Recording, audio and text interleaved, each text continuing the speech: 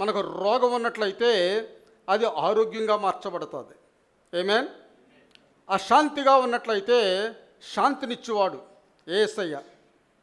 పేదరికంలో ఉన్నట్లయితే ఐశ్వర్యాన్ని ఇచ్చేవాడు యేసయ్య. ఆమేన్.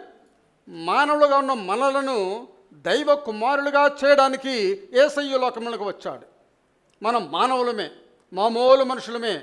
అయితే దైవ కుమారులు అనగా శక్తి, బలము, ప్రేమ శక్తి ఎక్కడైతే ఉంటుందో అక్కడ వాడే దేవుడు.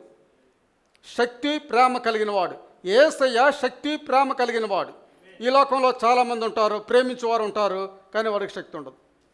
చాలామంది శక్తిమంతులు ఉంటారు, వాళ్ళలో ప్రేమ ఉండదు. ఆ రెండు ఉన్నప్పుడే దేవుడు అని వారిని పిలవగలం. అయితే దేవుని కుమారులుగా కుమార్తెలుగా పిలువబడుతున్న మనకు శక్తి ప్రేమ కలిగిన వారుగా మనం ఉంటాం.